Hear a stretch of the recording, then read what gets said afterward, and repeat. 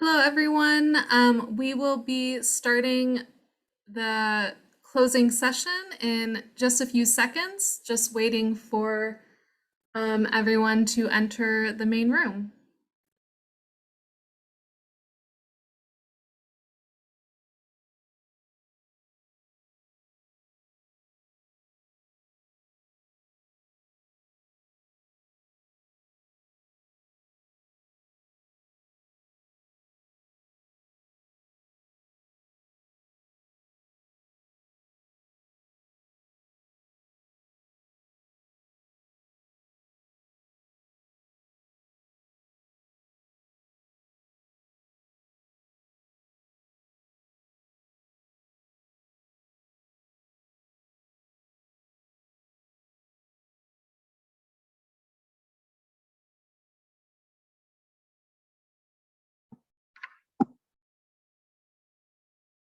Good afternoon, dear colleagues, dear friends.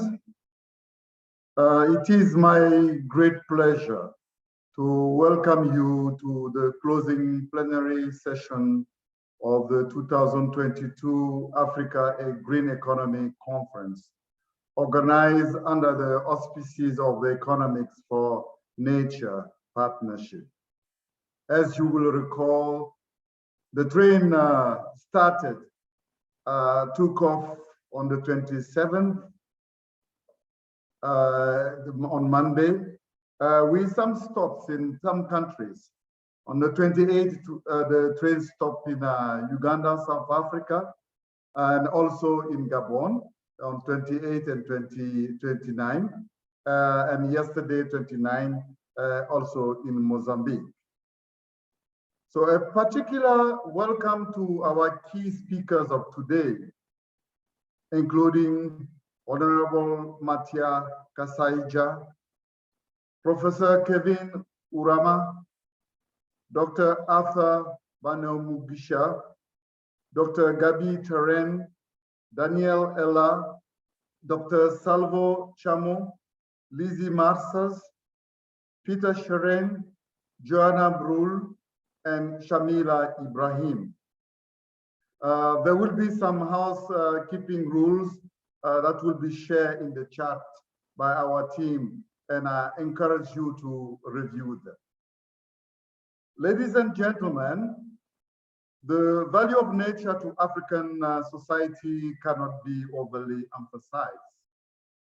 Natural capital, which include lands and carbon storage resources such as water and fisheries, account for between 30 and 50% of the total wealth of African countries, although it is not often included in economic measures such as GDP.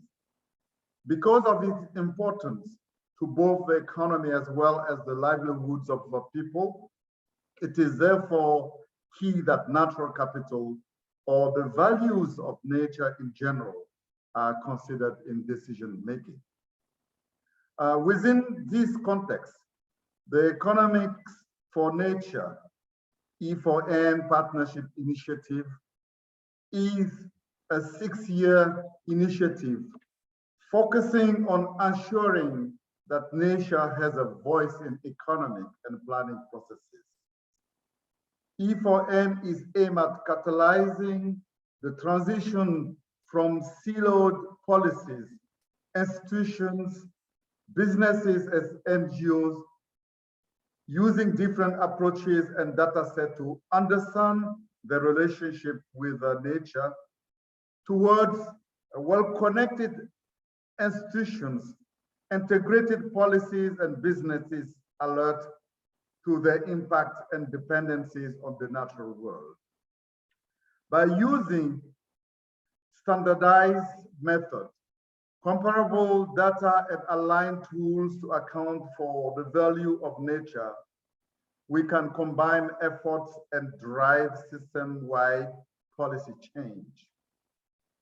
The program is implemented by the core team of the Green Economy Coalition, the Green Growth Knowledge Partnership, the Capital Coalition, and the Worldwide Fund for Nature, WWF. As an important sister initiative to the Economic for Nature, I should also mention the Natural Capital for African Development Finance Project, which is a joint initiative by the African Development Bank, the Green Growth Knowledge Partnership Coalition, and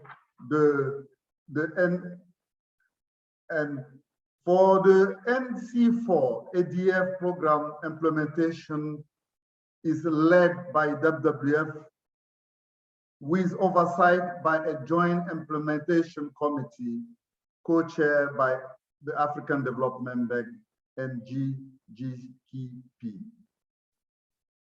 This project is supported by partner institutions such as GIZ, UNEP, the International Institute for Sustainable Development, and the Economics for Nature Partnership itself. Funding for this two-year program, so 2021 and 2022, is from the German Federal Ministry for Economic Cooperation and Development, BMZ, and the MAVA Foundation, for which we say thank you very much. The central objective of this program is to mainstream natural capital approaches in African development finance. The Africa Green Economy Conference is a milestone initiative within the context of these efforts. It provides an opportunity for government and other stakeholders to reflect on the nature development nexus, and in particular, the tools and approaches required to internalize the values and contribution of nature in the economic decision-making processes. On Monday, we were blessed with a series of interesting keynote addresses by prominent speakers under the able facilitation of Professor Kevin Urama of the African Development Bank. And thank you again, Professor. We heard throughout the opening plenary about the need to center nature in Africa economic development, but more than about the need to move from words and plans to action. Implementation and finance arose as key areas to tackle in order to move this vital work forward. Today, we will reconcile around a series of roundtable discussions held in a number of African countries, and I just mentioned them, notably Gabon, Mozambique, Uganda, and South Africa, under the auspices of the African Green Economy Conference. We will also listen to a number of short presentations on aspiring new initiatives that are geared towards advancing the agenda of a green economy and natural capital in Africa. But before doing so, however, we will hear from His Excellency, Honorable Matia Kasaija, Minister of Finance of Uganda, which will help us put into context our important African development agenda. I wish to take this opportunity to applaud the government of Uganda in their advances when it comes to mainstreaming natural capital, values, and accounts as an example for the sub-region and, in fact, all of Africa. Unfortunately, the minister is unable to join us today live. So we will show you his recorded video message. So I invite you to listen to the address from his honorable minister.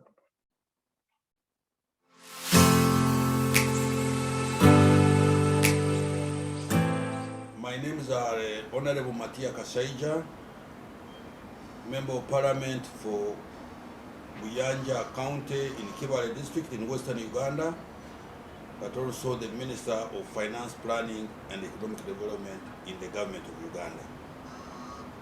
Distinguished delegates, ladies and gentlemen, it's my pleasure to join you all at this year's Africa Green Economy Conference and address this distinguished audience concerning the centrality of our unique natural capital assets in ensuring a robust, inclusive recovery and the transition to a nature-positive and a green economy. To Uganda, a green economy implies 1. Accelerated socially inclusive economic growth. 2. Resource use efficiency for socio-economic transformation. 3. Decent green jobs. 4. Inclusive green cities with economic opportunities for all. 5. Biodiversity conservation and ecosystems integrity. And finally, 6. A climate resilient economy along a low carbon development pathway. To achieve these, Uganda has created a framework for promoting green growth, including the Uganda Vision 2040, Uganda Green Growth Development Strategy, along with its roadmap and financing strategy. The third National Development Plan, which will also contribute to the achievement of the 2030 Agenda on Sustainable Development and the African Agenda 2063. The NDP3, which is comprised of 20 programs, devotes a whole program to natural resources, environment and climate change, water and land management, whose goal is reduced environmental degradation and adverse effects of climate change, while improving utilization of natural resources for sustainable economic growth and livelihood security.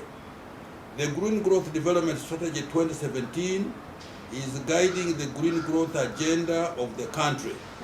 Uganda has also prepared a Uganda Green Recovery Plan that integrates green measures into the COVID-19 recovery strategies.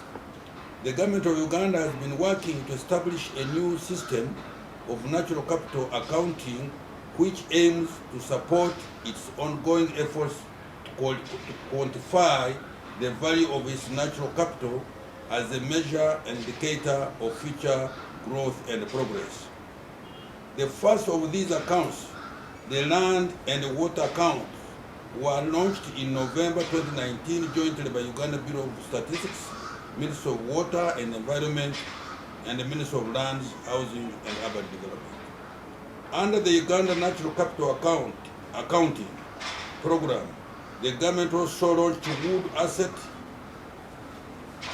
forest resources accounts, the first comprehensive inventory of Uganda's wood assets and forest resources.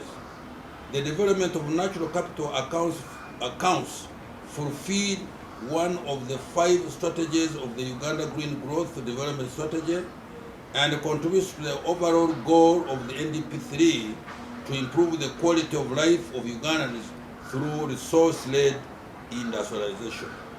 As a country, we remain cognizant that Uganda's future growth will depend on sound management of our natural capital and that it will be important to leverage all partnerships that empower us with technical capacities, lessons learned as we move forward towards a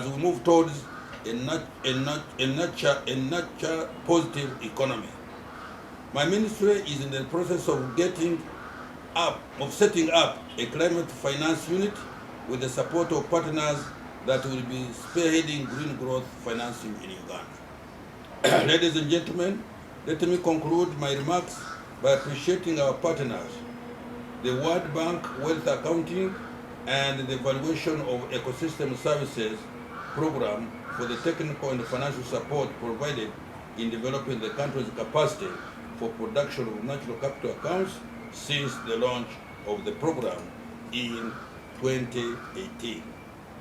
Nationally determined contributions, partnerships, Economic Advisory Initiative, GIZ, GGGGI from Netherlands and I think in the UK, United Nations Environmental Program, United Nations Development Program, ACODE, Green Economy Coalition, among others, for the consistent support it has given Uganda through the years.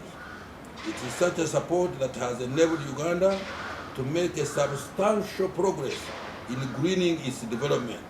We look forward to continued collaboration in this vital mission. I thank you very much for listening.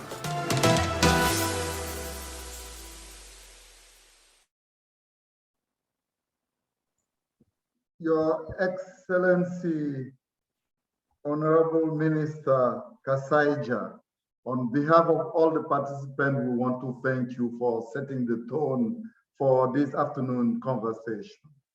Now, he did it on Monday, as he always does it. Let me invite and introduce our moderator for today, Acting Chief Economist and Vice President for Economic Governance and Knowledge Management of the African Bank Development, Professor Kevin Urama. Welcome, Professor. Thank you very much, Laurent, and thank you, Your Excellency, for that very clear presentation. Now my task is really very easy, and it will be to introduce our national meeting presenters. Over the past few days, we have had deep dives on national issues, focusing on things we started off with on Monday. So I'm going to call on 4 of those presenters to give us the key highlights, the key takeaways, and key recommendations that they've come up with from their national discussions. Each one of them to take 5 to 7 minutes to do that. And we have an impressive group of panelists. Dr. Ato Bensumisha, the Executive Director for ACODE, will be the first presenter. So let me give you the floor, Ato.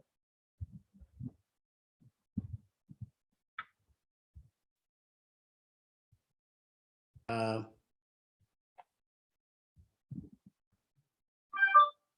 floor is yours.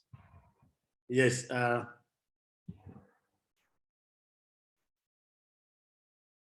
Yes, thank you very much, Professor. Can I have my presentation shared? Or I do it from here? I will share your presentation right now. Okay.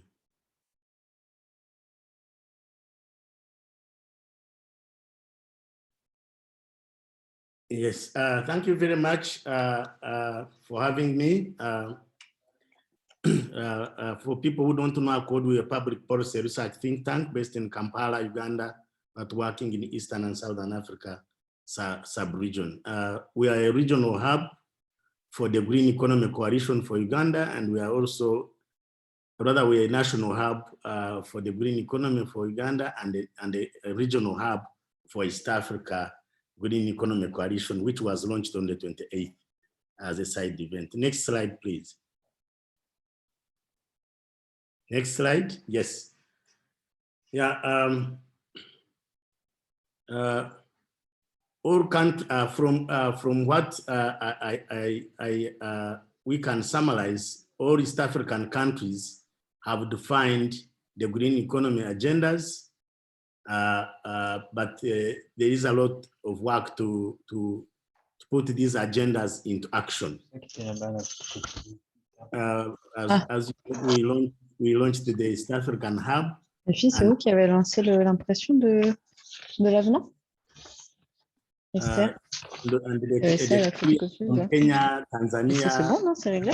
Rwanda shows that all the 3 East African countries that have championed it have defined green economy agendas but there are different stages of implementation, and Uganda seems to be in the lead. Secondly, we can summarize that in the trade-off between investment agendas, the environment the environment and social equality always lose out to the economic imperative. When you put a trade-off between investment agendas, environment and social equality, always loses out the economic imperative. Most countries focus on their GDP, on the economy, and sometimes the environment and social equality suffers. Thirdly, a third point is that there is a strong capability and interest, especially in Uganda.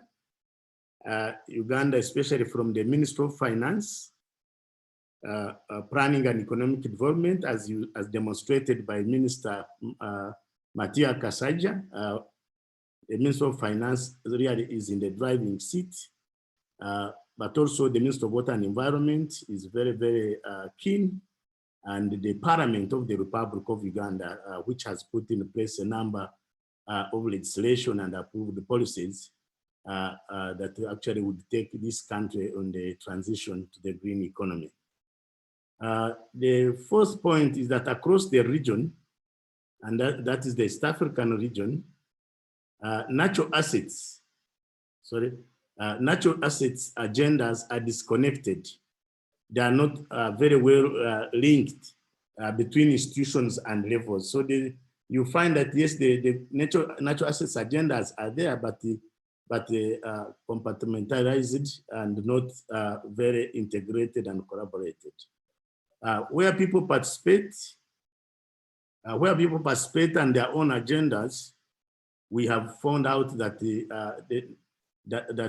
green economy agenda is highly accelerated. We have the example of the river catchment management in Western Uganda, which was degraded. And now there has been collaboration between the center, the central government, the local governments, and the communities, and we see the restoration of this management working. Next slide. Because of the participation of all the stakeholders.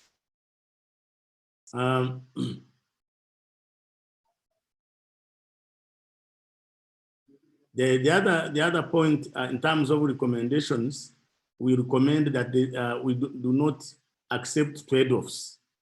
Do not accept trade-offs. All investments must see positive returns for the economy, environment, and society.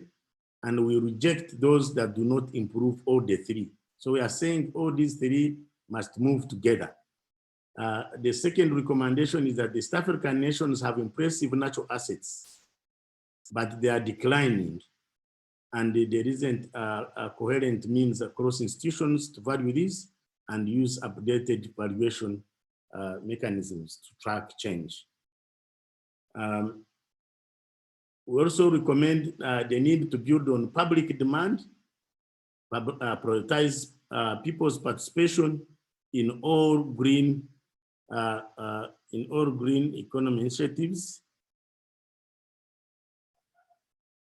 There's also the need to exploit existing initiatives for national and regional action, including the East African Green Economy Coalition. There's a need to change policy. There's a need for national green development plans. And in the case of Uganda, we recommend the urgent need to green the Uganda parish development model. The government of Uganda recently adopted the parish development model, which is the last stage of decentralization, and which is intended to lift about 39%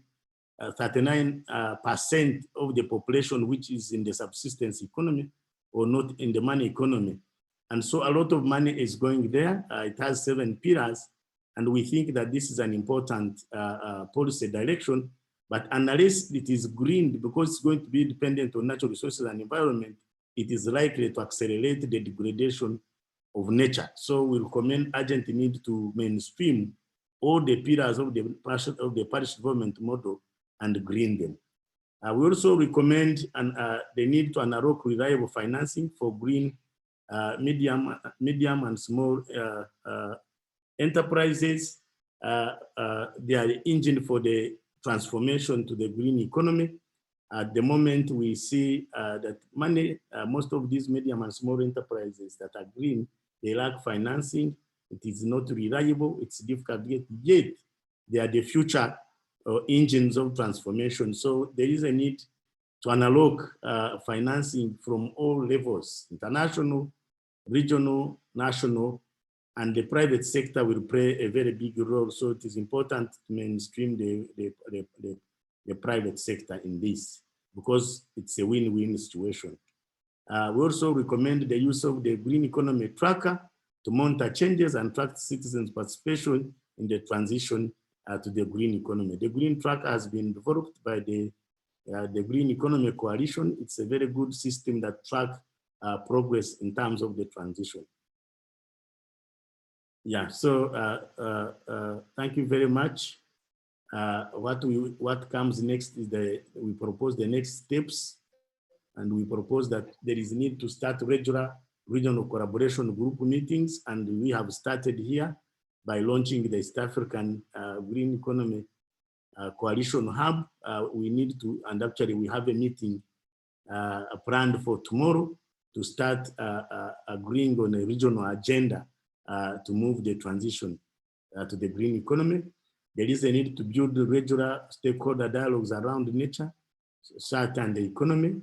There is also a need to explore ways to make natural capital agendas coherent across institutions. In other words, to try to improve collaboration among institutions.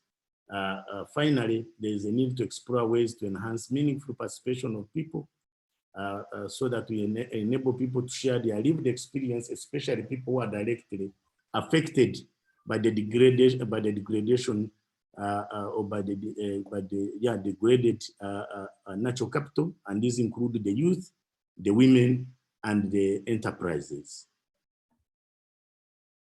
Yeah, ladies and gentlemen, I want to stop here and wish you the best deliberations. Thank you so much, Ato. Very clear calls to action there. Well done for East Africa. We hear East African countries are doing well, but economy still takes an upper hand. The value of public participation to enhance policy implementation, and the fact that we don't want any more trade-offs. The triangulation of the three pillars of sustainability takes an upper hand. Your call for regional policies and policy actions, leveraging the medium-scale enterprises, and also applying monetary and evaluation tools, including the tracker and policy coherence. These are very clear recommendations and outcomes, and I think we will need to discuss that more in terms of implementation. With that, I want to call on Dr. Gabby Teren, the Program Manager for the Endangered Wildlife Trust, for the next national presentation. Gabby, the floor is yours. Kevin, thank you so much, and welcome everyone. We had our national meeting from South Africa on Tuesday, and I'm not going to share any slides because I want to get a couple of key points across, and I'm going to be quite brief. The real theme around our national meeting was around scale, and linked to scale, moving from talking and words to action and what is actually happening on the ground. We really wanted to have a look at how the implementation of nature into policies across all different scales is happening to work towards a truly green economy.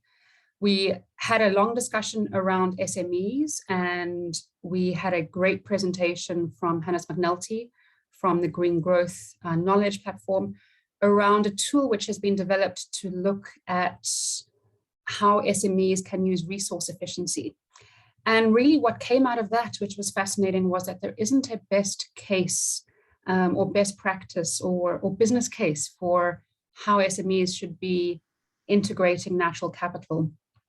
And we then worked at a larger scale and had a look at the private sector and the Johannesburg Stock Exchange and the largest listed companies.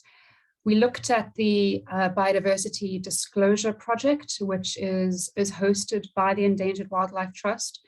And what we do is we do an annual performance assessment of all companies listed on the JSE and how well they actually are mainstreaming biodiversity into their policies. And the results were quite staggering. From the last 3 years, we found that less than 25% of companies and state-owned enterprises were actually had any form of recognition of biodiversity as a material issue. So any score above 0. And we unpacked that a little bit and found that there was this real disconnect in a meaningful change into policy.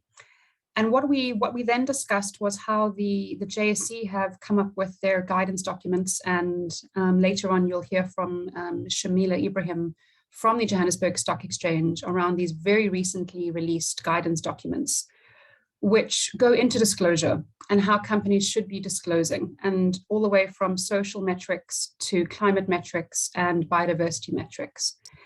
And some of the key findings which we found out was that really disclosure is increasing, but without it being mandatory policy, without it being driven from government levels, there's only going to be a very few cases of real connection. And what we discussed was bringing how visionary business leaders are seeing the need for change, and the big companies need to demonstrate examples to the smaller ones to bring them along. We also looked at the tools and standardized metrics which are out there. And we discussed, for example, the South African government's environmental impact assessment tool. It's a screening tool which is freely available for different industries, backed by lots of data to assess development and impacts, and with many different themes, such as a terrestrial biodiversity theme, linked to some of the metrics in the JSE guidance documents. We looked at other tools, such as a best practice for biodiversity footprinting through the biological diversity protocol footprinting and how that is being used. And ultimately, without the companies being involved at all levels, there aren't enough experts necessarily to have the skills to apply these tools. So one of the things which really came out of our discussion was the need for skills training, and direct incentives are needed rather than requiring support, which from government or financing. This may facilitate greater environmental and social performance change. Large companies can require reporting from the supply chain, and training would then be dictated by procurement requirements. And so I think, just to summarize, there has been great progression. There have been a development of a lot of tools. The NGO world, private sector world are engaging. However, it's happening very slowly. And to really have a truly green economy, we have to have far better communication between private sector, between SMEs, between environmental practitioners, and between policymakers. Without mandatory policy requirements, potentially, which hopefully will come out of the COP15 Global Biodiversity Framework, change is happening very slowly. We were left both with some sobering thoughts around reporting, but also a real uplifting story around how there is engagement, and we are recognizing how we need to do better, and there are tools available, and how we're having cross-sector dialogues.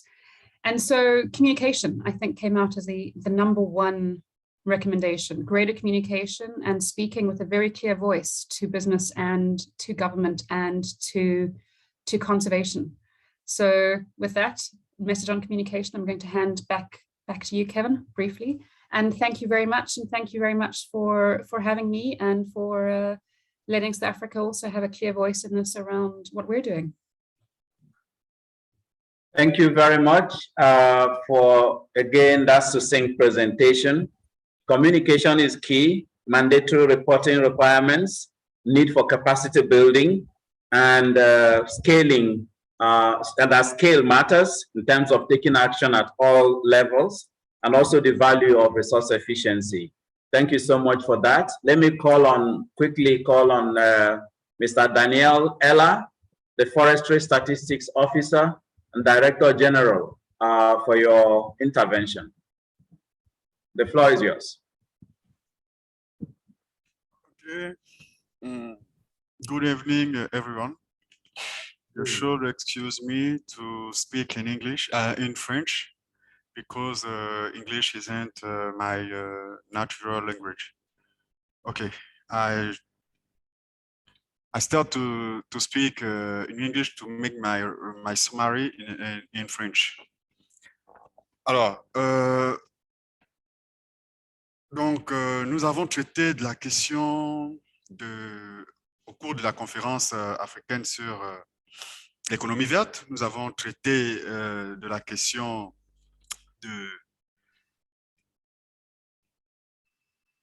du capital naturel au service du développement durable. Alors, ce qu'il faut retenir, c'est que la conférence africaine sur l'économie verte est une initiative qui repose sur la volonté de changer de paradigme de gouvernance économique des États de l'Afrique centrale. L'étude diagnostique réalisée autour des pays membres de la CAC montre que nos systèmes économiques sont trop dépendants de l'extraction des ressources, donc le bois, le pétrole, les minéraux.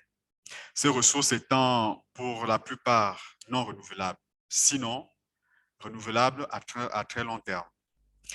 Il est donc utile et urgent de penser un nouveau modèle économique.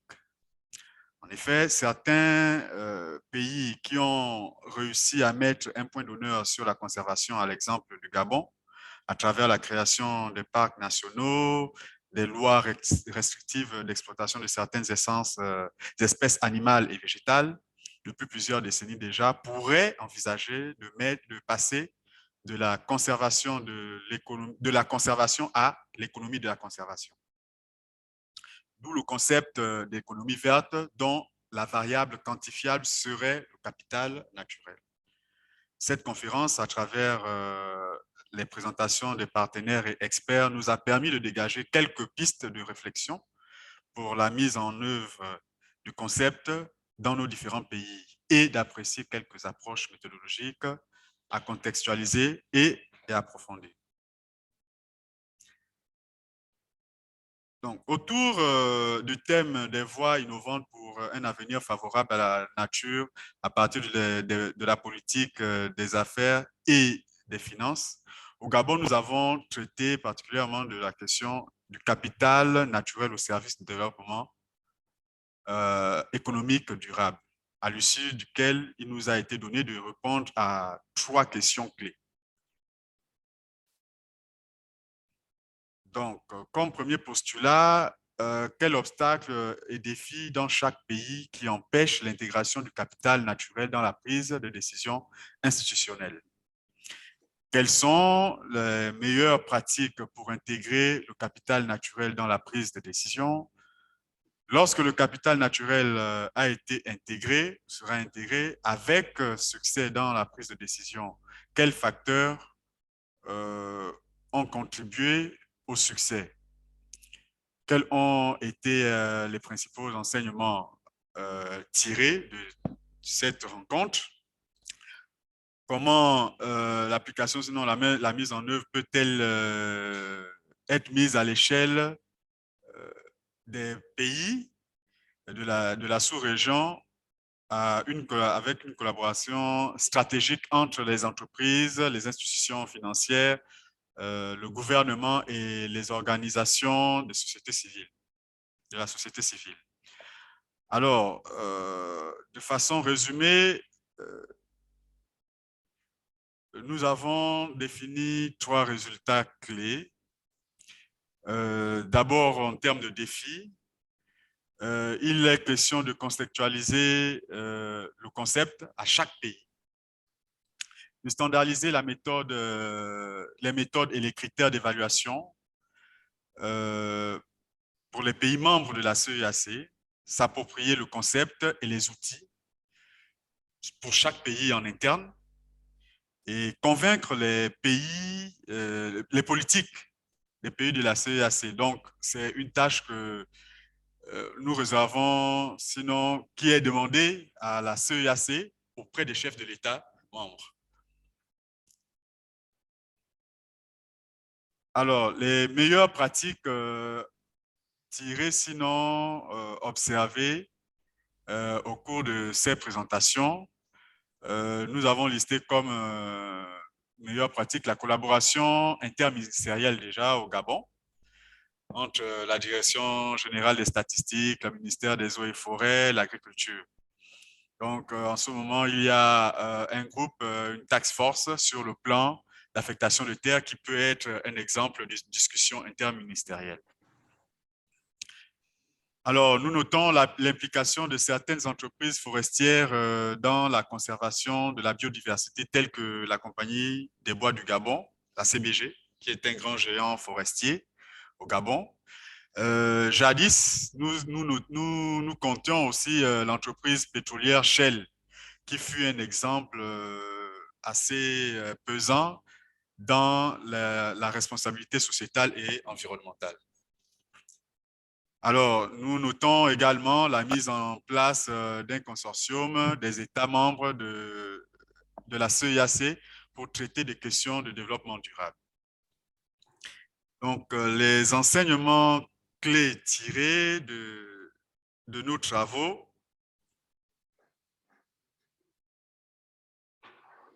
Voilà, nous notons, à l'issue de ces travaux, nous pensons qu'il est nécessaire qu'un engagement politique des États de l'Afrique centrale, donc de la CEAC, soit pris et que nous puissions fédérer les partenaires tels que les ONG, les organismes scientifiques et les administrations étatiques.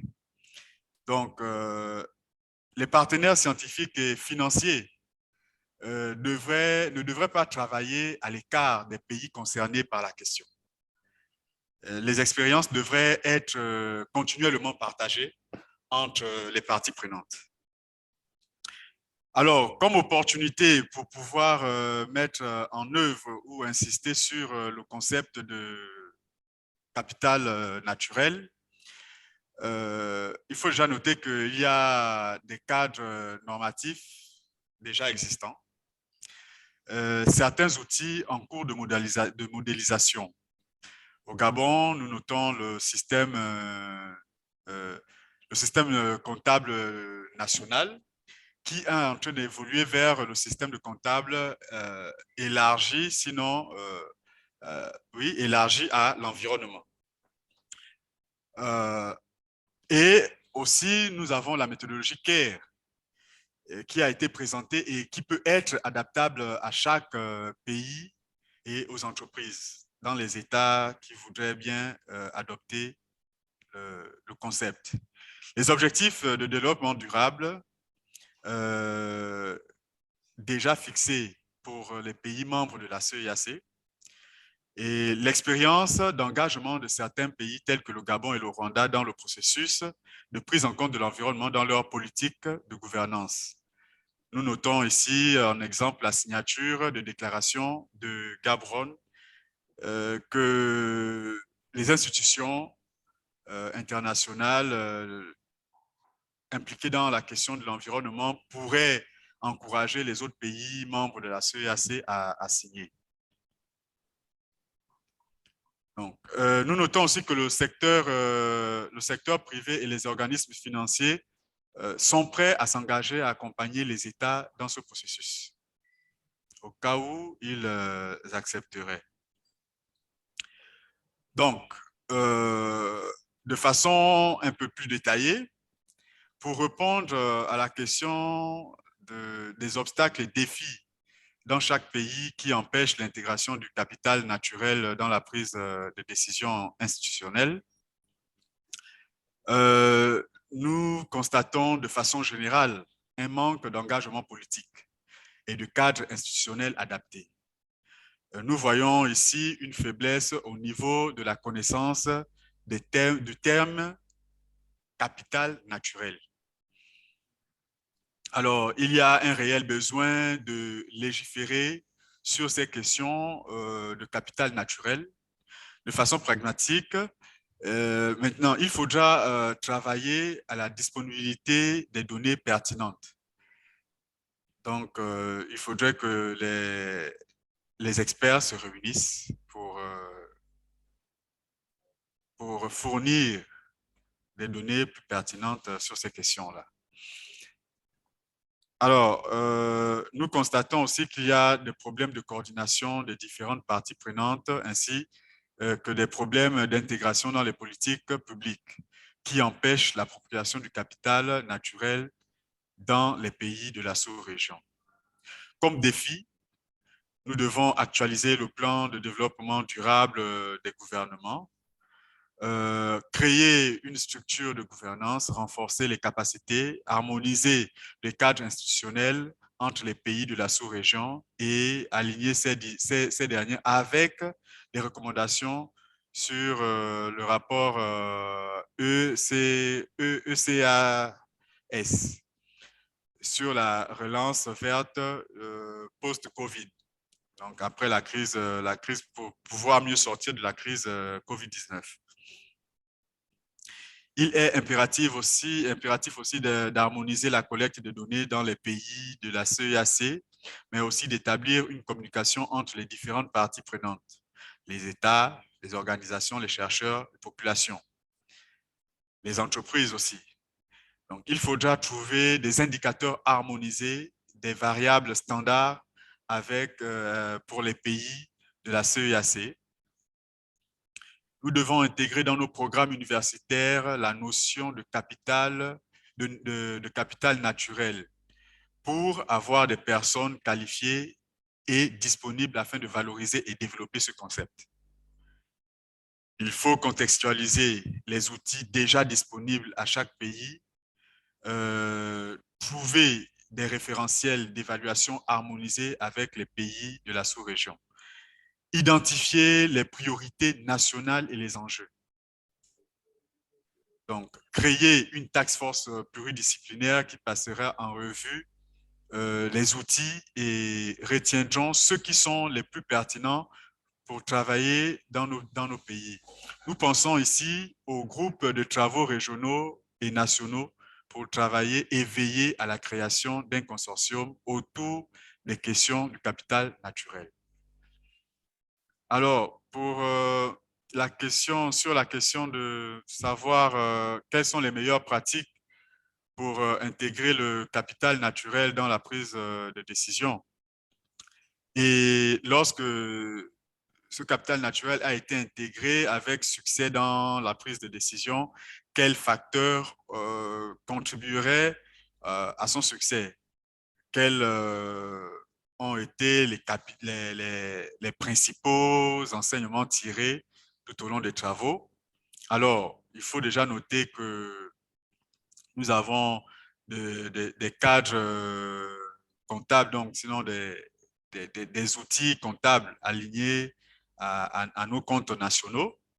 Donc, le système économie élargi à l'environnement, les outils méthodologiques compatibles avec le CEA, et exemple le NK et le SGAB au niveau territorial. Au niveau du secteur privé, il y a des outils de comptabilité intégrés tels que le CARE, qu'il faudrait effectivement développer dans les pays, et les outils analysant la chaîne de valeur de l'entreprise tels que le SBN. Alors, est-ce qu'il est nécessaire d'aider les parties prenantes à mieux comprendre les outils et les méthodologies afin qu'ils puissent être appliqués? Oui, en effet. On pourrait peut-être envisager une première réunion avec un groupe d'experts, avec le CEA, le VVF, l'UISN et l'Agence française de développement, afin de construire une proposition pour les parties prenantes et de les aider à appréhender les outils et méthodologies liés au capital naturel. Okay. Okay. Donc, quelles sont les parties prenantes? Quelles sont les parties prenantes impliquées dans l'intégration du capital naturel et comment sont-elles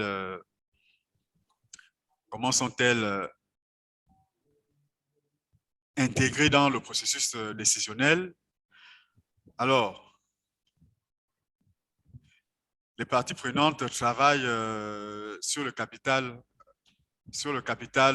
naturel, sont les statisticiens des différents secteurs, les experts, les chercheurs et organismes. Pour débuter un travail à plus grande échelle, il faudrait choisir des secteurs compatibles avec l'activité du pays ou de la sous-région pour ne pas se disperser et travailler sur des sujets que l'on maîtrise. Voilà.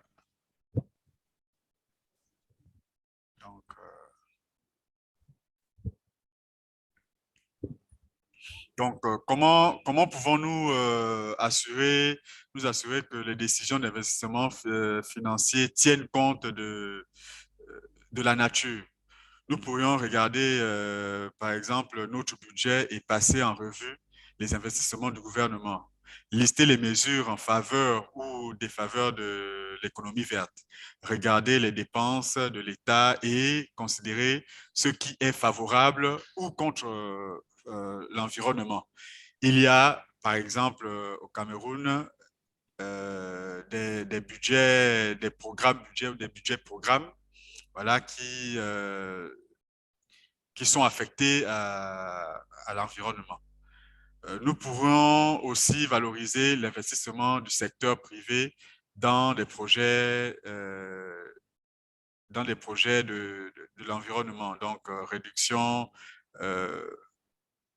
des atouts comme la réduction des impôts, des charges sur le personnel. Bon, travailler aussi... Can you please try and round off? Can you please try and round off because of time? Please.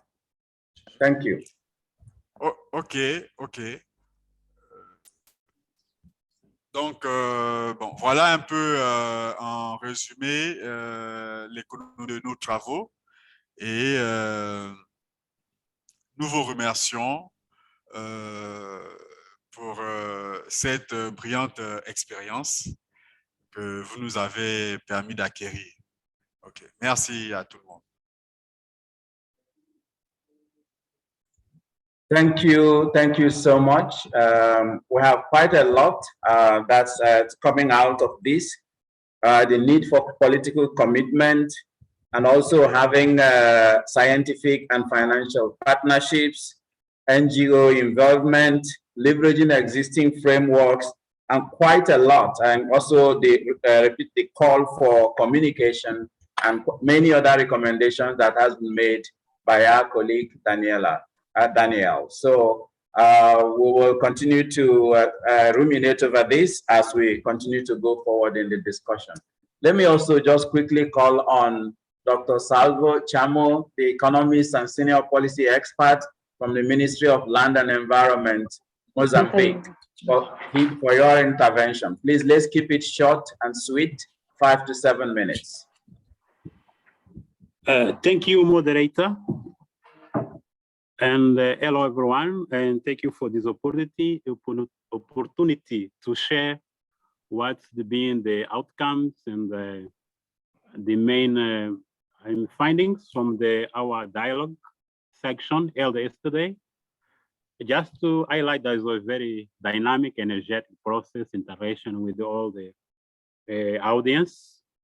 So in my let's say, my intervention will be focused more on what the country has been achieved so far in terms in the mainstream in green economy, in terms of development planning policy. Also, I'll share some challenge, and finally, what's the next forward? What can have a good takeaways in order to improve well the green economy options?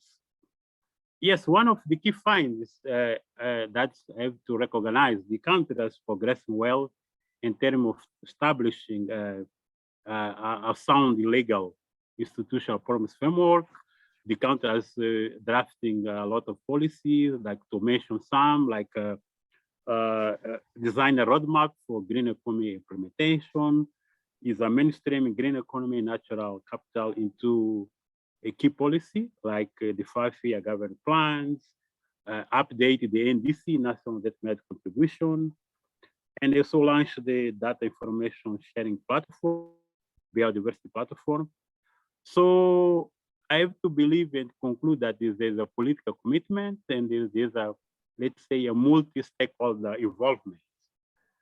And the other key, I think, is regarding our monitoring evaluation system that is now possible to tracking how the country is progressing in terms of the economic green economy indicators and the developing green sensitive budget.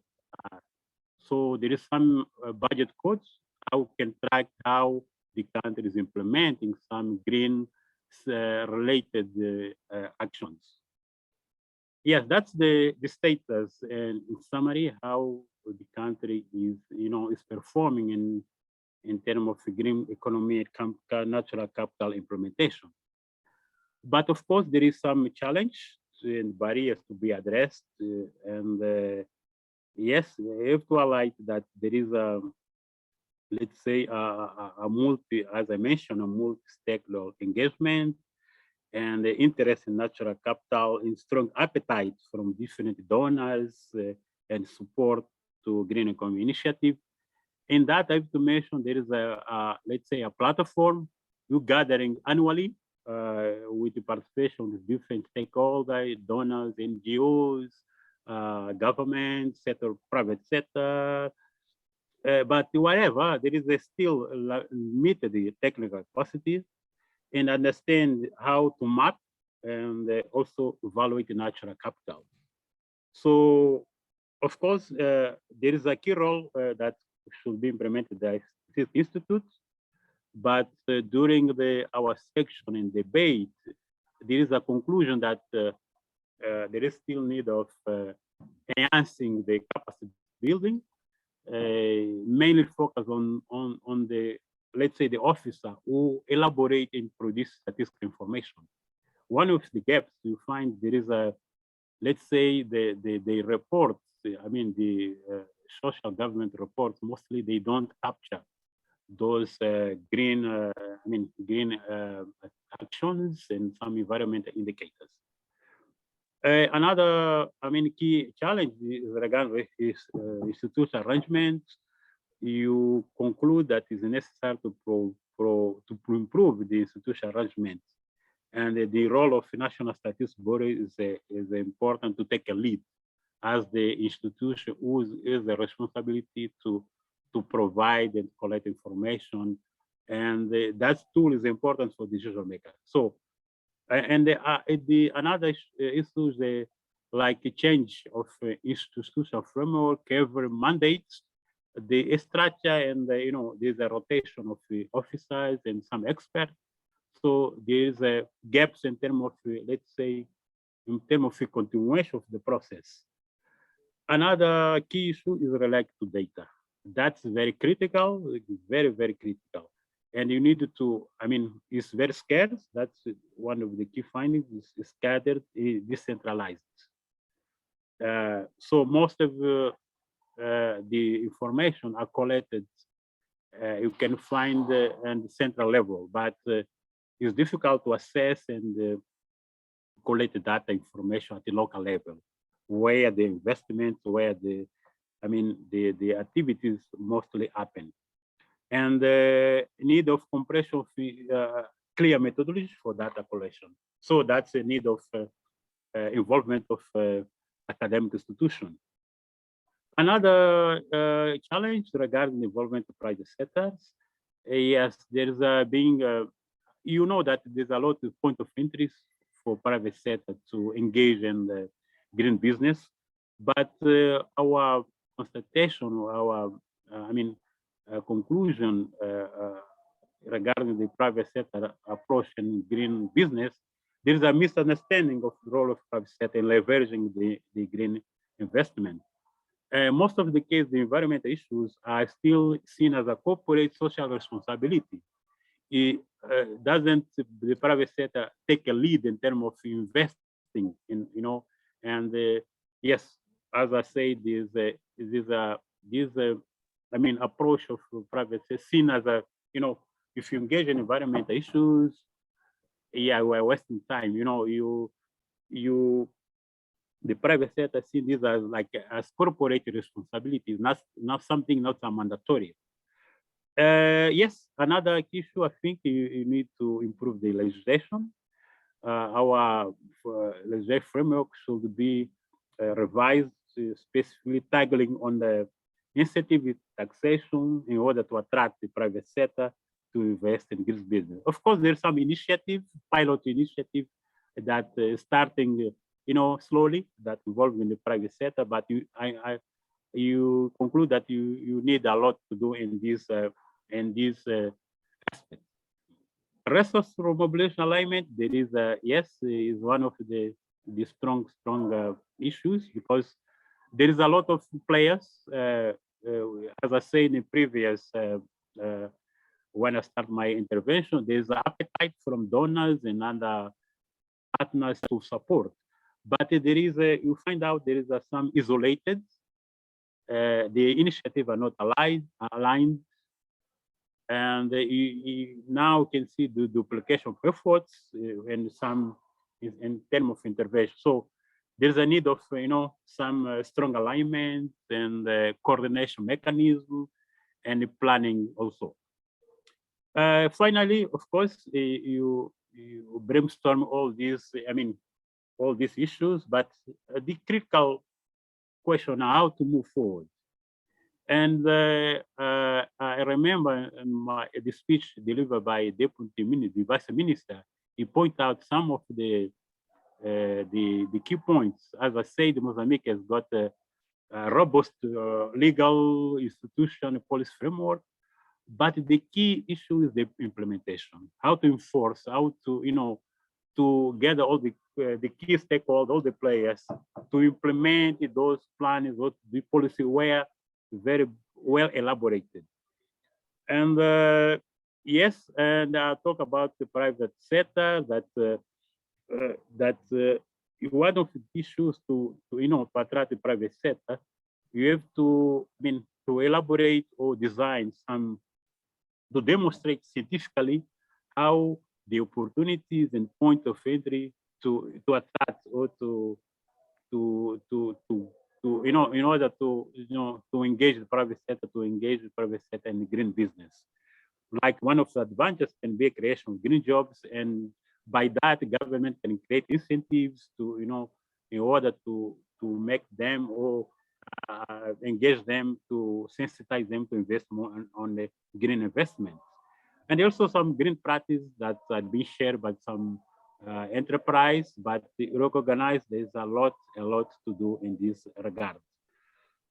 Promotes reform in legislation, green tax reform, exemption is important certain goods like energy, solar, that the country as in process of energy transition, and the country choose a gas as the source of energy to be used as a transitions. I finalize moderate just 1 minute. And also, I think one of the recommendations is to have harmonized, aligned resource mobilization strategy. As I mentioned, one of the gaps is that most of the donors and the partners they intervene in in isolated manner. So you need to align and have this resource mobilization strategy and the harmonized program who can every player can contribute in order to give inputs to order to implement effectively the green economy agenda in Mozambique. Yeah, thank you for the opportunity, and I'm available to to provide more details, more material, yeah, for better implementation of the green economy in Africa. Thank you for your attention and passion for that. Thank you very much, Dr. Salvo. Very clear and succinct recommendations, sound legal and institutional frameworks, monitoring and evaluation frameworks using the indicators that are already available, mapping what we have, and also including it in our social accounting matrices. A clear call for the statistical bureaus in countries to try to integrate this, but promoting reforms and regulation and harmonizing the way we intervene, the donors, the partners, and so on. They're very clear. And with that, that brings us to the end of the country presentations. And we have some research presentations that are to come. Next speaker, Shamila Ibrahim, is the Chief Sustainability Officer for JSE, and she will be talking to us about the JSE Sustainability and Disclosure Guidance. So Shamila, I know you have to leave, but I hope you still have time to make your presentation before you leave us. The floor is yours. Thank you, Kevin. Thank you very much, Mr. Moderator, as well as to everybody on the line today. It's a pleasure to be with you. Thank you for the invitation also from Dr. Gabby Teren, appreciated. I want to quickly outline for you today a project that the JSE recently concluded and launched into the market on the 14th of June, which is our sustainability as well as climate change disclosure guidance papers. Now, these are directed obviously at listed companies because as the JSE, that's our remit, but the application could be far broader than that. The quick background and the history on this is that we've been seeing increasing pressure coming to bear by our market participants, our listed companies, looking at the plethora of sustainability related issues. Particularly, they're seeing this coming up from investors, as many of you know, and particularly in the climate area. Of course, we know that climate is not the only issue in relation to sustainability. There are a number of others that we need to consider. And of course, biodiversity is really the looming risk. We saw that was happening. They were feeling the pressure. Also that it's a globally exposed market in which we operate. And so what could we do to help our companies in navigating this? And then there were a few areas that we noted where there's obviously a push now for global convergence in the plethora of sustainability broadly, disclosure frameworks, reporting frameworks and standards. And that in itself has created a fair amount of confusion over a number of years and in some ways has really allowed companies not to step up and to look at the spirit, I think, of what we're trying to do when we're looking at disclosures and sustainability. And ultimately, really what we're trying to do is to drive behavior change and to explicitly consider these issues into business models. So we had to take a step back and reassess what that environment looked like and whether there was actually value in us weighing in, or would we be creating more confusion potentially by having a disclosure guidance of our own. The overwhelming view that we got from the market when we tested the theory of wanting to do disclosure guidance in the market was absolutely yes, that our companies would want to do that. We also tested whether we should be doing both the sustainability disclosure guidance as well as the climate disclosure guidance. And again, the feedback was very positively yes. Our point of departure was that we wouldn't, for example, do a climate first approach because we feel that there is a need for the market to consider the broader spectrum of all the issues because the climate focus tends to be dominant, and we understand absolutely why that is the case. And there's good reason for that. But however, we also exist in a context, particularly in South Africa, where our social issues, for example, are probably as important as the climate issues. And of course, we know that these issues are hugely interlinked at a systemic level. So there really isn't a kind of a silo mentality that we need to consider. So that was something that we considered and decided why we needed to do a sustainability disclosure guidance, and then effectively a double click on one of the key themes in sustainability, which is climate, as a disclosure guidance on its own, because that there was immediate pressure coming to bear from investors, for example, and civil society at large asking about these sorts of issues. And so here we are today with having done both.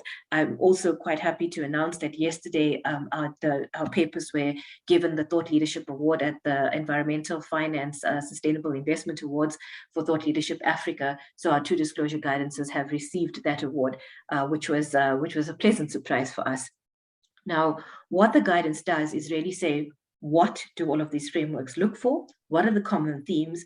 And how would a company need to consider how they stack up against each other? You know that there's global moves towards, for example, a universal baseline on sustainability reporting, which is sitting under the Forêts Foundation, and which in itself has brought together a number of different bodies. And so how does that fit together? Where does that fit in? And also, what do our companies need to be considering beyond a global baseline? I think all of us in the room will pretty much be preaching to the converted about the fact that we cannot just consider a baseline, for example, that has only a single materiality view. We know that many of the impacts that our companies have need to be considered both from an outside in, which is effectively that loose term single materiality, and how does that environment impact me and my business? And then the second part, which is really where we go into double materiality, is how does my business impact the environment and the society in which I operate? And in fact, my model, the way I think, the way I behave, actually has an impact on the outside. And that those are the things we need to be considering together as a company. And so that, from a kind of a principle standpoint, is one that went in. It's also very consistent with the governance landscape in a country like South Africa, where the governance codes, which is the dominant code, of course, is the King Code of Corporate Governance, is considered one of the most advanced codes in the world, and explicitly asks companies to consider environmental issues or your people, planet, profit issues, to consider that at the highest level, which is the board of a company, and to look at that from a materiality lens. So the need to consider that explicitly is actually embedded in the governance constructs within our country. And so putting those concepts into the disclosure guidance was very consistent with what was already an approach in our country, and just trying to embed that further.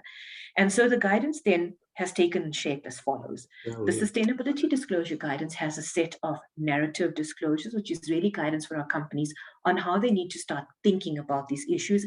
And remember, we have a spectrum of performance amongst listed companies. You have those at the upper end of the spectrum who are already quite advanced in considering these issues, have well-staffed teams, are already exposed globally, and therefore are further along their journey on disclosure at least.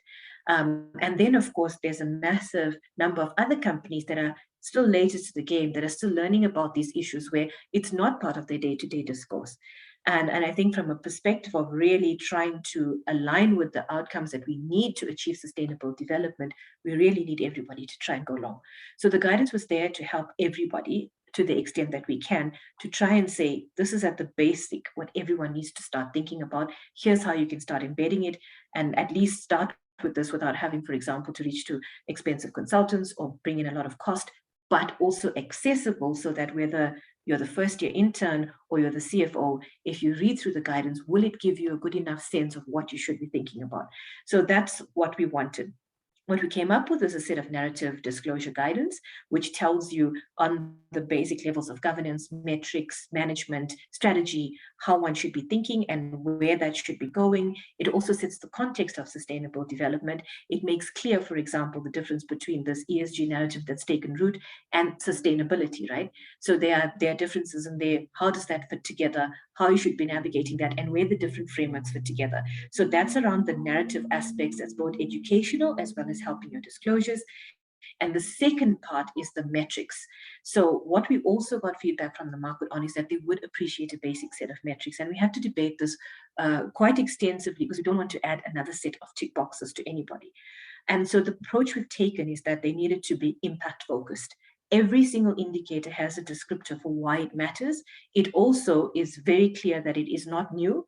In many instances, they are taking their lead from existing frameworks that are widely accepted, such as the GRI and like that, the WEF metrics that were put together a few years ago. And so it leads on each one there. And what that's aiming to do is say, at a basic level, if you really want to consider your impact on a number of themes under the E, the S, and the G pillar, here's some basic metrics that we're suggesting you could start looking at and having conversations within your company, and hopefully starting to consider in your practices, both within your business, but also your disclosure practices. Within that, of course, under the environmental pillar, is a theme on biodiversity. I'm not going to go into detail given the time constraints of the 5 minutes today, but I know that earlier on in the previous plenaries that you would have had that discussion with Jonathan Hanks, who was from Insight and was who we partnered with in the development of the guidance. So John would have given you more detail and granularity on that, but I thought I wanted to sketch the context of the broader perspective of what we're trying to do. So hopefully what the guidance then does is make it accessible for anybody to understand. Secondly, bring it into the consciousness of what these sorts of indicators could look like. And hopefully, thirdly, start to influence practice, understanding, and awareness on that. And hopefully, as companies take that up and they start disclosing that, we actually have a better approach to managing the actual risks that sit within these issues, but of course, realizing the opportunities of what that change could likely bring. So that's where the disclosure guidance is at the moment. It was issued on the 14th of June, and I think Brittany will post the link to where you can access that should you find that interesting. And again, it's not us recreating anything or reinventing anything. We're really trying to draw on what's global best practice, but make it simpler to navigate for anybody who wants to understand what that disclosure landscape looks like. I'll leave it there. Thank you, Kevin.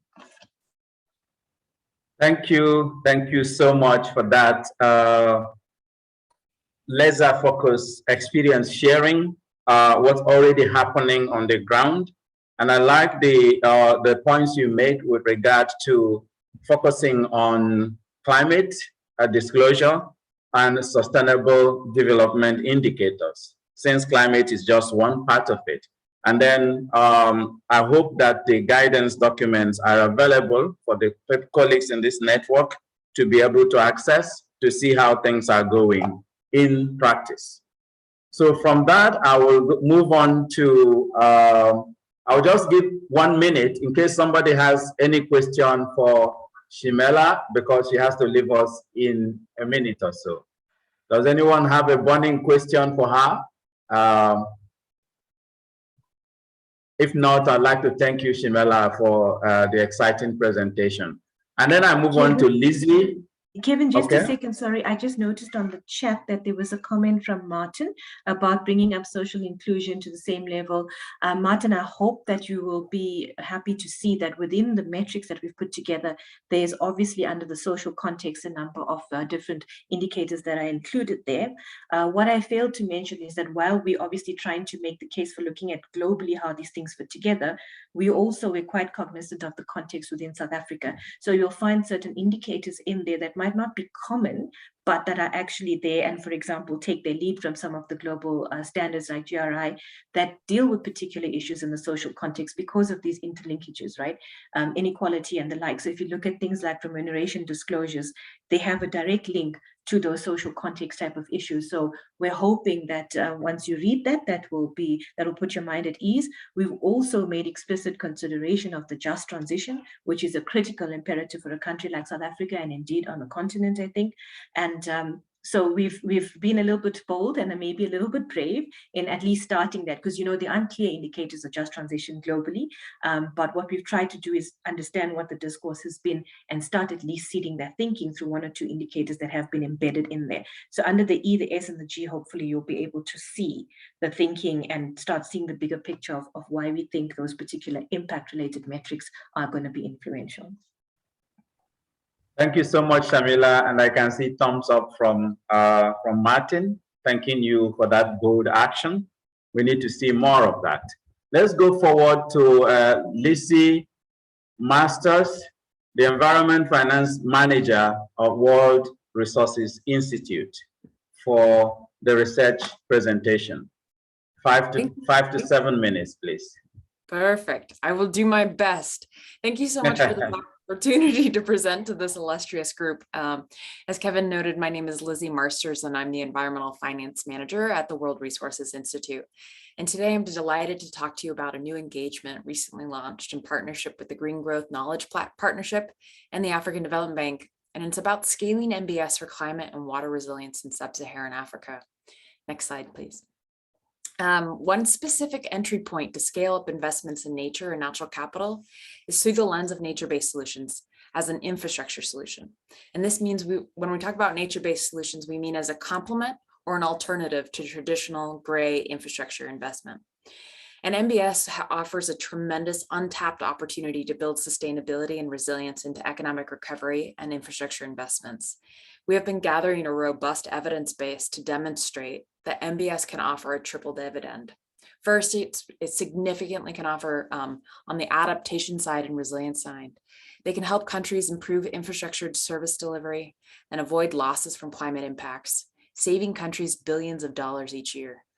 For example, research shows that by conserving and restoring forests upstream of cities, water utilities in the world's 534 largest cities could better regulate water flows and collectively save $890 million in treatment costs per year. That's significant. It also can generate economic gains through immediate job creation, tourism, promoting social equity, and increased productivity for food, fish, and timber. In fact, studies show investments in natural capital can create almost twice as many jobs per $1 million spent on traditional industries, including coal, oil, and gas. And then, as we all know, they deliver significant co-benefits from cleaner air to the protection of human health and biodiversity. MBS can be designed to provide important societal benefits alongside its primary purpose as an infrastructure investment. So when we think about MBS, we think that there's a tremendous opportunity here to reevaluate how we think about public budgets and how they are spent and increase private sector participation. Yet despite the benefits of MBS for climate and water resilience, the widespread adoption of MBS remains limited, as you all have been discussing over the past couple of days. In fact, only 1.5% of all climate funds are dedicated towards MBS adaptation measures. The main challenges, as you all have been discussing and highlighting over the past hour, are the limited technical knowledge and access to finance, limited engagement of the private sector, and oftentimes the enabling condition for these large-scale investments is not there to implement and design MBS. And as I've heard often today, there's a lack of a common approach for public policies to engage and support MBS. Next slide. So to help advance the understanding of these challenges and drive sustainable investments towards MBS in sub-Saharan Africa, WRI and the Cities for Forests initiative is partnering with the African Development Bank, the Green Growth Knowledge Partnership, the World Bank, among other key partners and funders towards an Africa MBS strategy. Next slide. We'll be working to characterize the status and trends of MBS projects from across the region, which will help us inform funders and policy decision makers and investors about the pipeline of investment opportunity here. We'll be examining the enabling conditions that have led to replicable projects that deliver significant economic and social benefits, as well as examine the barriers that prevent projects from accessing new and different sources of funding and finance and scaling to larger scale investments. Through this process, we will identify what forms of support are needed and recommendations for how best to ensure communities, public sector officials, and MBS project developers are receiving the appropriate support. We will also be examining the commitments from the private sector, which are growing annually and is very exciting, the commitments to sustainability and nature and climate, and examine the pathways like green bonds or debt for nature swaps that can be applied to scale these types of investments in the region. Next slide, please. So this is where you all come in. We're seeking your help to contribute to this research project. We are doing a call for all MBS projects across sub-Saharan Africa. Brittany just dropped a link into the chat, which is a survey in French and English. And we're hoping to collect and characterize all the projects across sub-Saharan Africa, and then we can characterize what sorts of support, where are these interventions happening, and who are they benefiting? And therefore we can identify the gaps in this type of work. And we would really appreciate your contributions, as this is an opportunity to both showcase the work you are doing on MBS, but then also elevate your work to share best practices across the region and potentially even excite and get funders interested in your work. So next slide. This is an initial sample of what we are looking to collect, this is a categorization of the World Bank projects in a geographic distribution. Next slide, please. In addition, the graph on the left showcases which infrastructure sectors are tapping into MBS at scale, and you'll note it's namely the water and sanitation sector, but growingly in agriculture and housing and affordable development. The graph on the right shows the types of support that these projects are also receiving from the World Bank, which shows the planning and capacity as the highest forms of support. And by cataloging these different trends and resources, we can begin to understand the gaps and how best to scale this type of efforts across sub-Saharan Africa. Next slide, please. Next slide. Well, I'll just tell you, as a result of this engagement and with your help and your contributions, we will have a project database of all MBS projects across sub-Saharan Africa, demonstrating the active pipeline of MBS investment opportunities. We will have actionable recommendations for governments, development finance institutions, investors, and other partners on successful strategies to address the challenges and opportunities to scaling up MBS in the region. And we're aiming to build a collaborative platform for these key partners to scale MBS in the region, to share best practices and create a community of practice regionally and then also across the continent. And perhaps one of the most important outcomes of this engagement is we will help prepare a roadmap for how to more efficiently allocate public and private resources towards climate adaptation. So great. So this is what we are going to do. And these are a few of our deliverables that will happen over the course of the next year.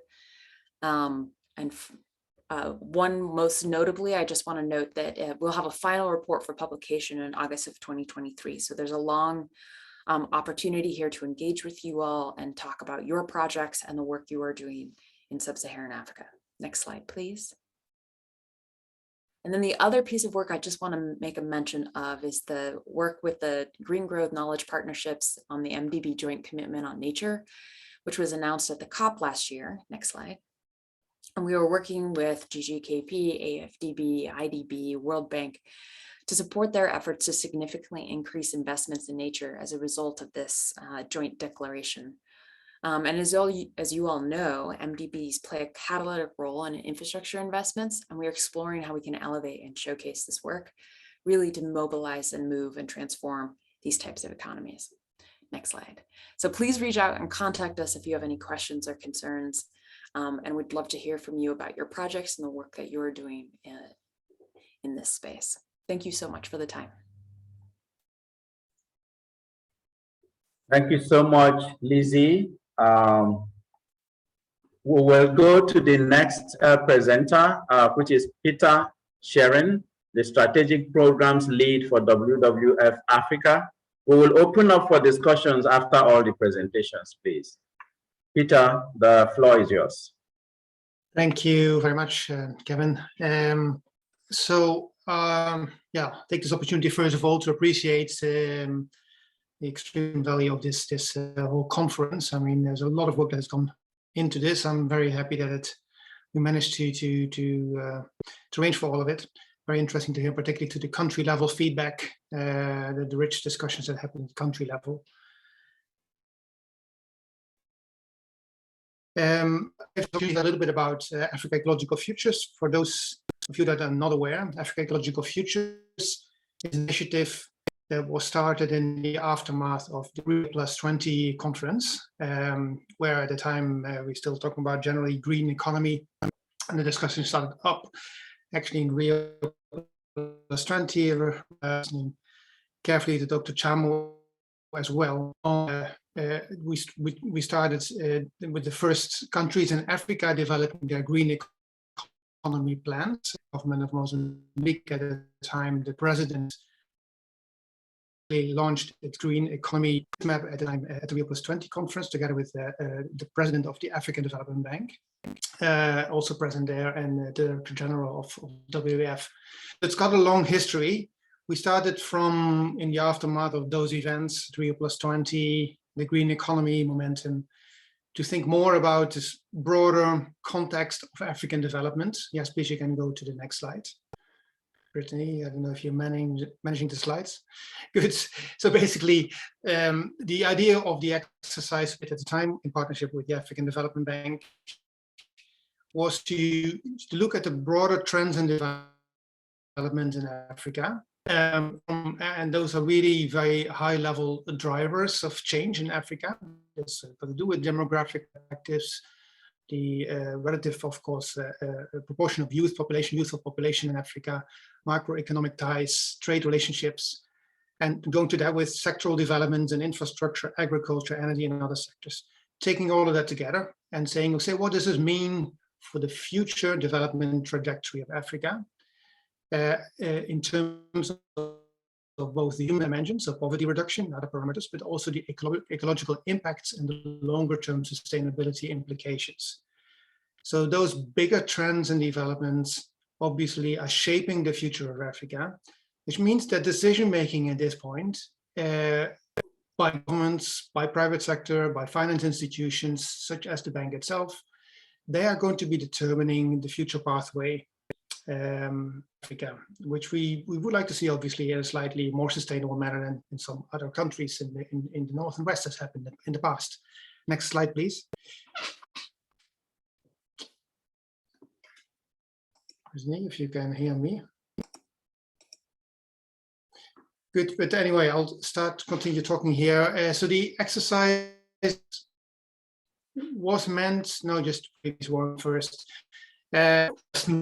initially to get a better understanding of these trends and developments, as I mentioned before, and the implications, but using that information to develop specific policy recommendations and work with partners, financing institutions, and others in terms of positive advocacy.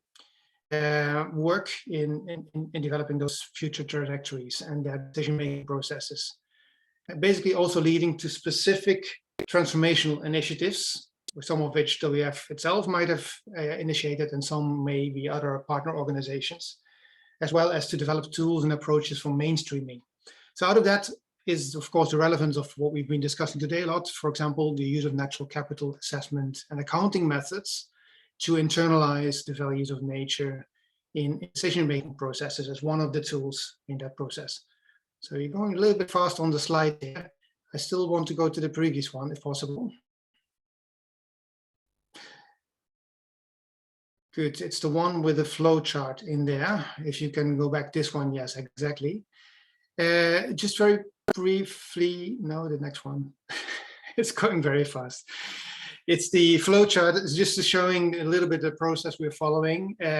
We are, as I mentioned before, started this process in 2014, actually, after the Rio +12 conference. We're 2022 now, in a post-COVID green recovery context. We're starting to redesign that process, reinitiate, so to say, an update, if you want, of that process, which will consist of a number of steps, which we're at the moment discussing. I'm happy Professor Urama is here on the call as well. He's a moderator for today, aware of this. We had discussions on working together again with the bank on this topic. So it's don't look at the screen. At least my screen is giving me the wrong slides. But the steps basically are going to be this: reviewing the analysis and reflect on those trends and opportunities in the context of the longer-term sustainable development of the continent. So relating this to the SDGs in particular, working through a scenario building process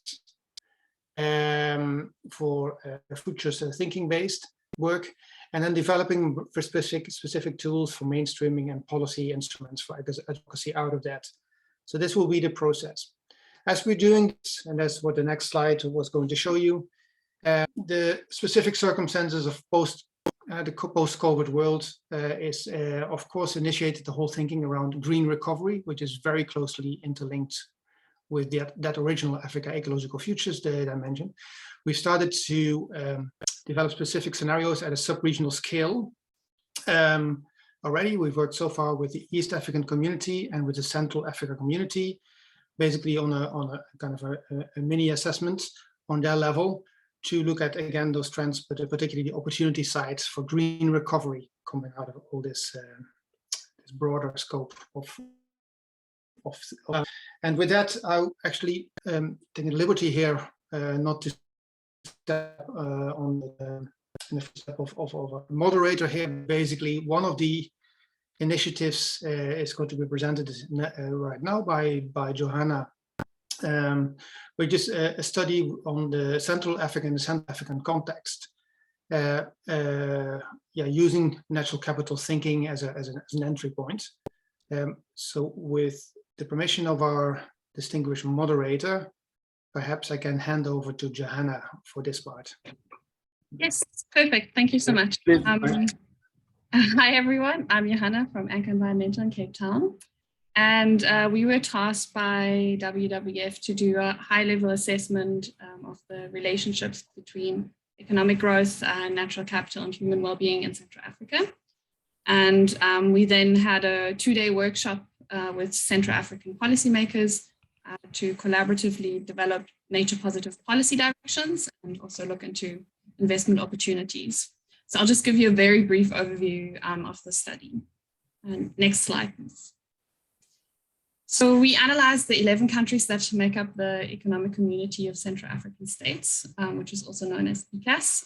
They're amongst the poorest countries in the world, as 7 of them are classified as least developed. And we looked at the different elements of natural capital and their importance for economic output and exports. And we differentiated between oil-rich and non-oil-rich countries. And this is because the majority of the ECAS countries are fuel exporting. Next slide, please. We also assessed national economic performance in terms of inclusive wealth, which is the combination of produced human and natural capital. And this is because GDP doesn't really give an indication of whether the level of income can be maintained, and it doesn't really fully reflect well-being. Most wealth in the ECAS countries comes from agricultural land, but then there are a few countries such as Gabon and Congo that are extremely rich in oil. Next slide, please. The ECAS countries are very wealthy in terms of natural capital and have been relying very strongly on their natural assets for development. The region has favorable conditions for agriculture, which is shown in purple on the map that you see on the right here. And the region also has most of Africa's forest, which is shown in dark green on the map. The forests are particularly important on a global scale for carbon retention, and the protected areas play a crucial role in maintaining them. The graph on the left here shows the proportion of each country that is within protected areas. And on average, only roughly 11% of the ECAS region is under protection. But protected areas are important for tourism, as nature-based tourism brings roughly $1.7 billion to the region. Next slide, please. But an increase in logging, mining, and agriculture, and also an increase in households' reliance on natural resources and development of transport infrastructure has resulted in very significant tree cover loss, which you can see on the left, and land degradation, which you can see on the right. Next slide, please. These very unsustainable development patterns are also reflected in a negative adjusted net savings indicator. This indicator takes into account investments in human capital, depletion of natural resources, and pollution damages. And it shows if a country is consuming more wealth than it is adding. And the trends suggest that ECAS countries have not adequately invested the income from natural resources into produced and human capital. Next slide, please. So we then held a 2-day workshop to identify what policies need to be put in place to minimize economic and environmental risks, and what potential opportunities also exist in the green economy. So let me share with you some of the main policy directions that were identified during the workshop in Brühl. So achieving sustainable development will require that ECAS countries change their measure of economic success, so measuring inclusive wealth instead of GDP.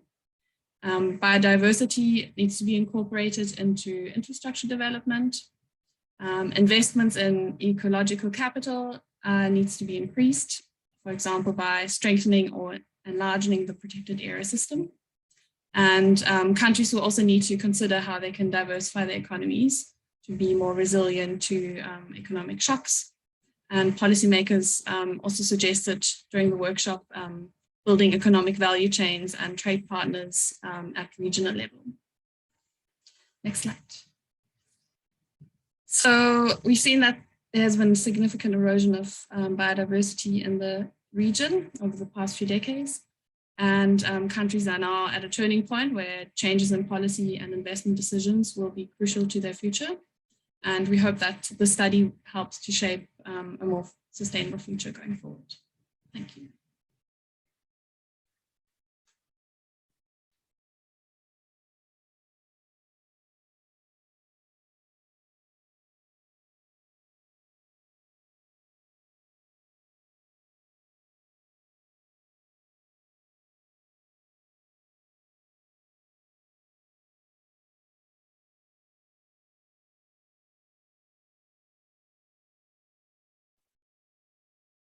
So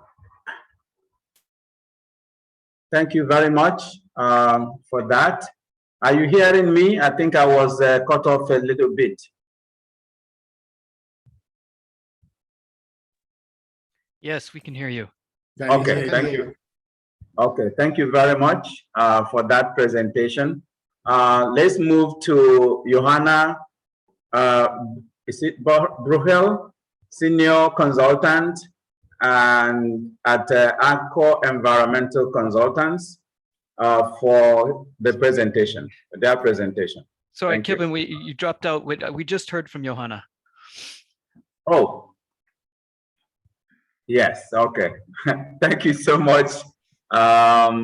This is IT thing that is creating the confusion. So with this, we will open up for the discussion with colleagues. I see already one hand raised so that we can get comments, contributions, and inputs from the delegates. Two hands are up. Please just speak up. I can't see everyone. If you can give a panel rights to those raising hands so that they can make their contributions, please. Yes, they just need to accept the promotion request. Colleagues, if you are raising hands, you need to accept the request to be converted to a panelist so we can hear you.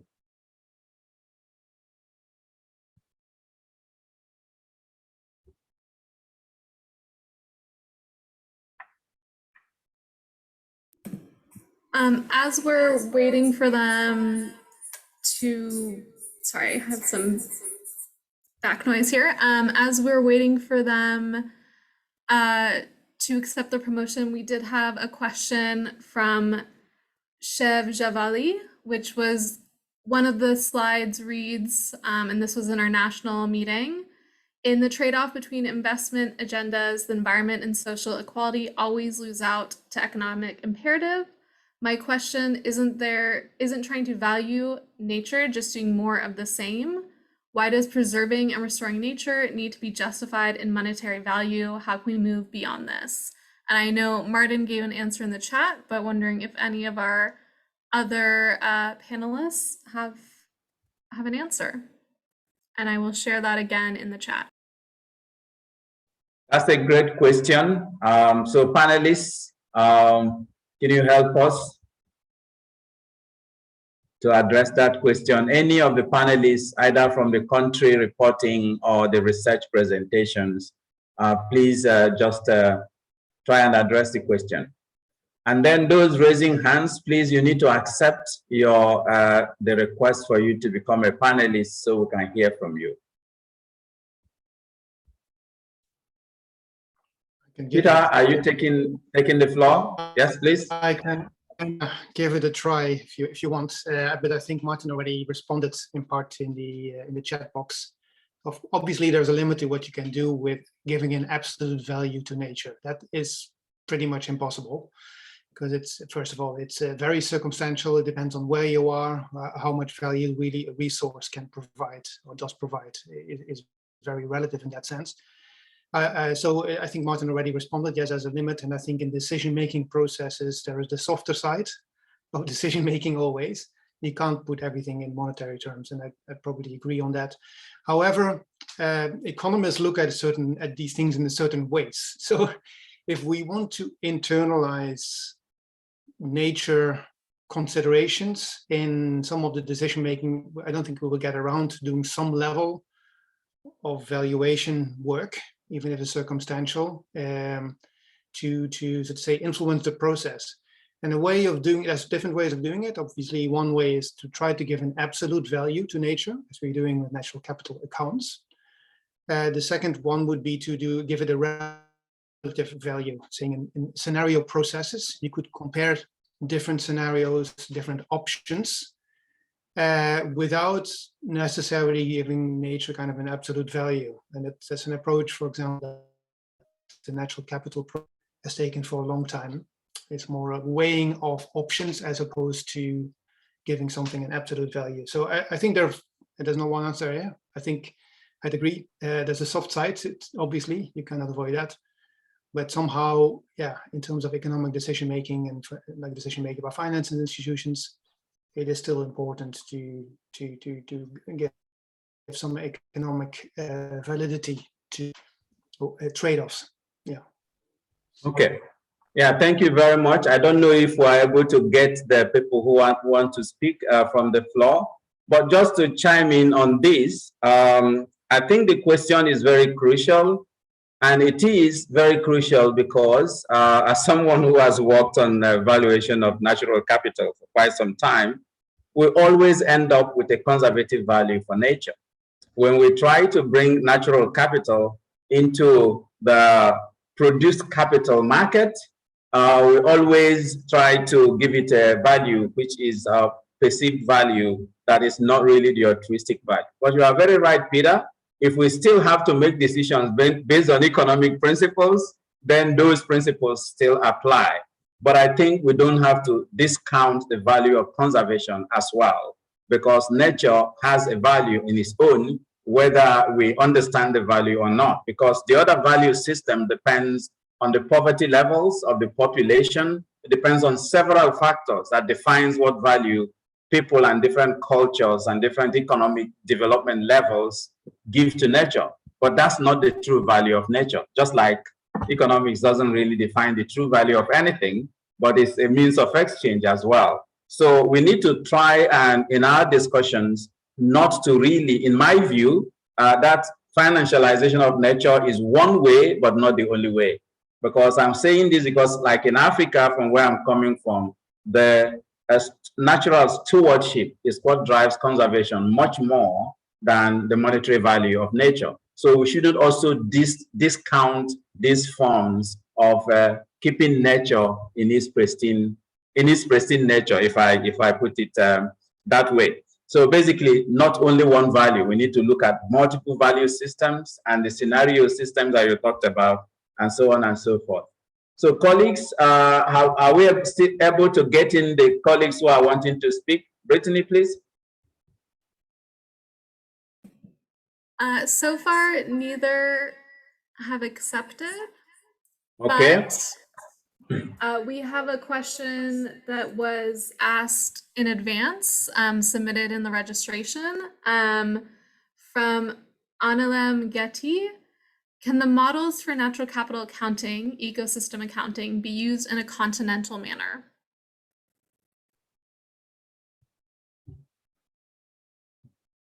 Can you mean, can it be used in a continental manner? I didn't get the question properly. Yes, so I believe rather than, natural capital accounting on a national level or a local level, if it can be raised up into a continental, Africa-wide level. Okay, panelists, another interesting question. So over to you, the floor is yours. Any of the panelists to take this, or do I come back to Peter again? Maybe if I can begin. Okay, Daniel. So I'm Alizé Masson from WWF France, and I'm sitting with Daniel here. Okay. I can perhaps start to answer to the question. I would say, I think this is possible. However, for this, we would need to have a coherence between data from all the countries. That's a very important thing, because if we don't have any harmonizations of the data, then we cannot compare anything. So that would be a first step to be able to do a regional or a continental accounting. make sure that every country communicate and set standards, as well as ways to gather the data, then that would be, for me, the first step. And then I will maybe let Joel complement.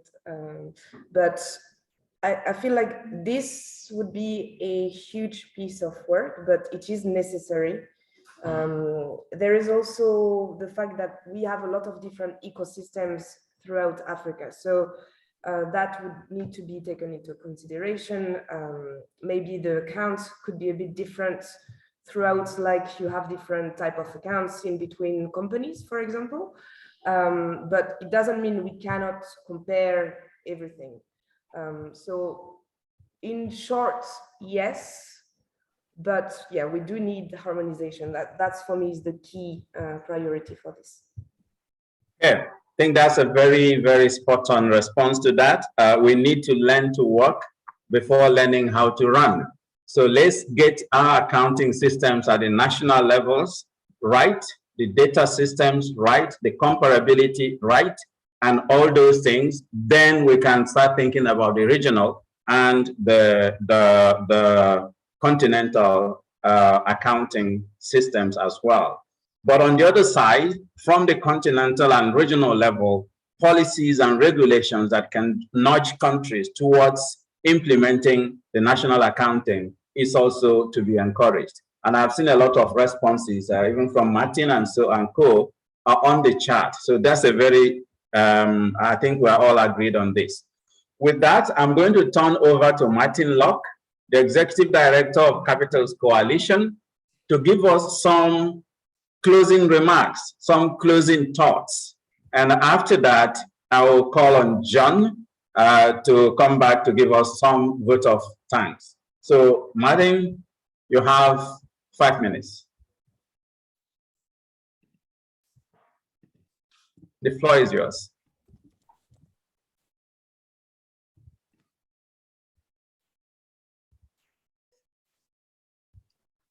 Hello. Yes. I think yeah, go ahead. Yes, the floor is mine. Apologies for the IT problems. So what a wonderful discussion we have had, not only today, but over the past days this week. It was very rich, and today's discussion, I think, was a great conclusion of this week.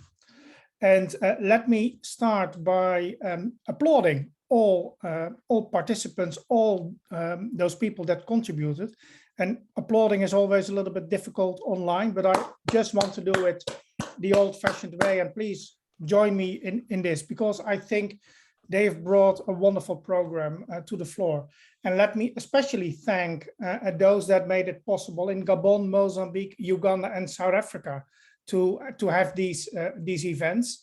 So Alize, Natalie, Jamila, Darrell, and Laurent, Matilda from WWF across Gabon, in Mozambique, Alima, Sun, and Patricia, as well as Elisa Angela, and in Uganda, Arthur, Anna, and Stuart, that really made this happen. And last but not least, Gabby in South Africa.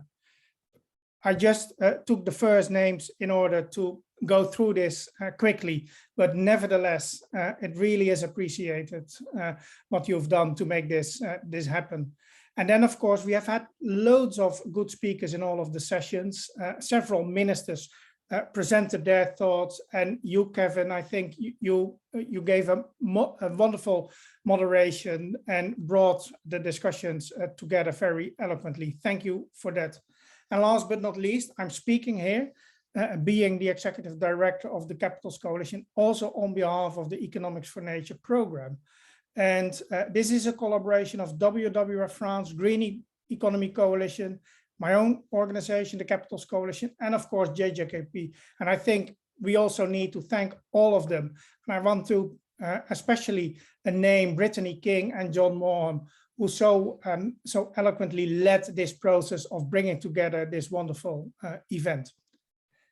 It has been great to see the African leadership on nature-based green growth over the last couple of days. Excellent examples from Uganda. So the examples that the Minister of Finance mentioned, the examples in South Africa from the stock exchange around disclosure and biodiversity performance assessments, I think they really speak to my heart. And it is important to acknowledge that this leadership is coming at a pivotal time. Now, the negotiations of the post-2020 Global Biodiversity Framework, what needs to become the Paris moment, but not for climate change, but for biodiversity. And it will not be in Paris. It even will not be in Kunming. It will be in Montreal. But at the end of the year, we hope to conclude the negotiations for this new nature framework. And a key element in that is mainstreaming of biodiversity. And a key element to mainstream is to really embed the value of nature as well as people in financial and economic decision-making. And that's what we have been talking over the last couple of days. And where you definitely see a leadership on the African continent. So I think we've learned so much from front runners in business finance as well as government in Africa. I've learned that you are ready to accelerate applications, to include nature into decision-making, to create a sound basis for green growth. There are many standardized tools and metrics already out there that are used also in the African context. Of course, you have to contextualize that in an appropriate way, but they are used and they are useful. Of course, there are also challenges. One of the challenges mentioned was around data or around correctly applying the tools and the metrics in a specific context. So the representative from Gabon spoke on this. So I think this is all very great. Additional challenges are related to skills and rules. So this was mentioned a lot of times. We need to build the skills with all stakeholders, and we also need to create the good rules, the adequate rules, being regulations and incentive mechanisms as a basis for success and acceleration. And this, I think, is bringing us again back to the CBD negotiations. And I call all of you in Africa to bring your inspiring examples to these negotiations, to combine your power as champions, to inspire the negotiations and to bring the confidence to all of the countries that indeed they can be ambitious. So thanks again to all of you. Back to you, Kevin.